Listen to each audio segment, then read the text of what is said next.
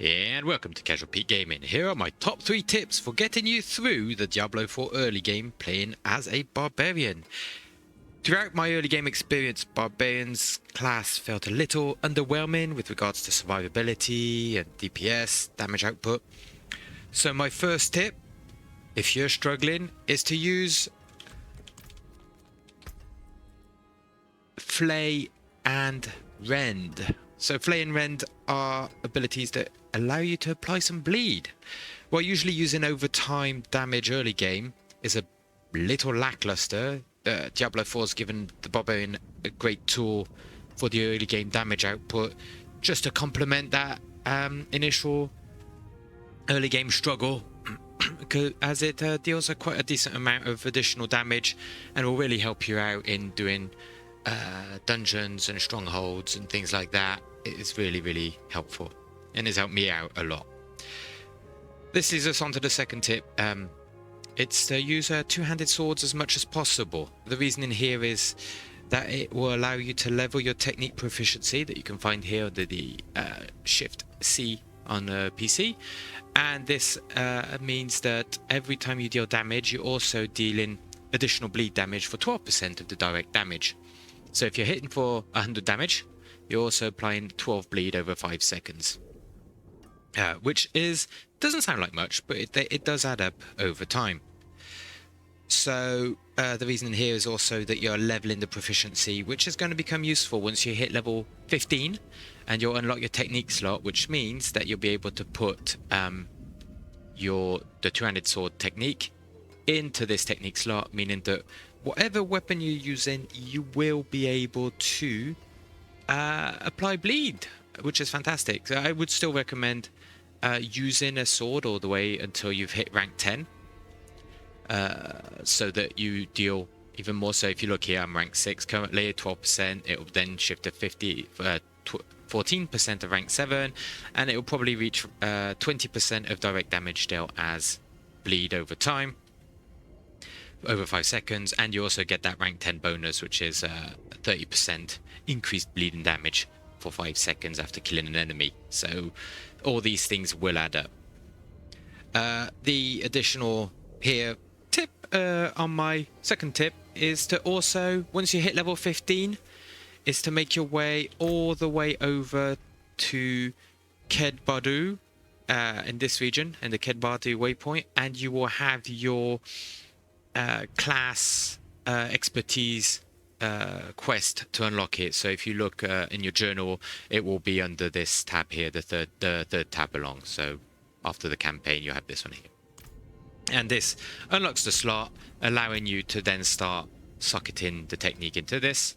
The reason you want to do that early game is when you look at abilities. I'm currently using something like Lunging Strike. I've left Lunging Strike to use whatever weapon it auto selects. So in this case it's using a mace, but that means I'm still applying bleed to enemies when I'm hitting them, which means I'm leveraging everything that I've got going on with bleed. And that directly leads us on to my third tip here, and the third tip is to assign the sword into the expertise slot. And while this provides some bonus damage, this also allows you to scale effects off of the bleeding. So the effects here are, I'm using the hamstring node, so your bleed effect slows enemies by 10%. So this means every time I bleed, regardless of the damage numbers, regardless of how hard I'm hitting the enemy, it doesn't matter, I'm applying a slow on enemies. It's 10%, it doesn't sound like much, but this is great for us because now it means we can scale our damage off of crowd control and slow. So if we look at my character here, and I've got a sword here, this sword here has damage to slowed enemies is increased by 17%. You think, that's only 17%, that's not a big deal. But then I've got this mace here that doesn't have anything on it, apart for damage to close enemies, which counts.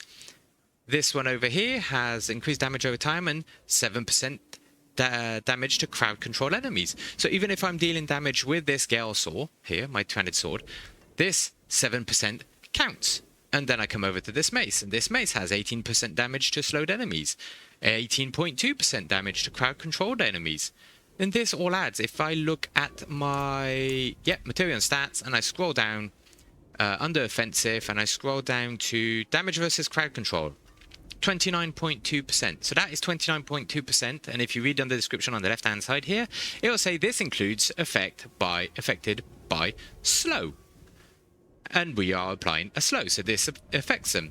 Here I get another 47.7% damage increase versus slowed enemies directly. And I believe down here I have also 34% against enemies that are close. We're Barbarian. We are always close. And if I scroll down a little bit further, I got damage with bleeding, another 8%. So all of these numbers, even though it doesn't look like it's a lot, they add up, they stack up, and they do make your damage grow exponentially. We're triple dipping pretty much on using bleed and the hamstring node. So this hamstring node plus anything that bleeds is going to be a massive damage boost for us in the early game. This should allow you to actually crush the campaign. I'm making my way through the campaign right now, and this leads on to a little additional tip. I was only going to do 3, but I guess here's my 3rd tip. Because of the way the world tiers work, so here we're world tier 2 only so far. Let me go back to Kjolvashad. We are looking to actually reach world tier 3 as fast as possible. Now the reason behind this is that it's going to be unlocking us the ability to drop uniques and was it uniques and legendaries? No, legendaries are the ones we can already drop. The nightmare mode, sacred items and unique items drop. They do not drop in world tier 2, they do not drop in world tier 1. So we want to get to this world tier 3 as fast as possible. It says recommended level 50. You might be able to do it a little bit sooner, but for this we have to complete the Cathedral of Light, which is the main campaign, and a capstone of the Kjolvashad. We've got to finish this capstone dungeon in Kjolvashad as world tier 2 veteran.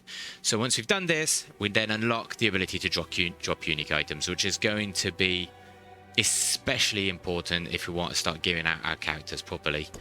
Then the world tier 3, this is going to be a little bit harder to achieve, but this will then lead us onto the ancestral items. So definitely focus on finishing the campaign and unlocking the Kjolvashad world tier 2 capstone dungeon, just to get your hands on those uniques as fast as possible, and sacred items as well.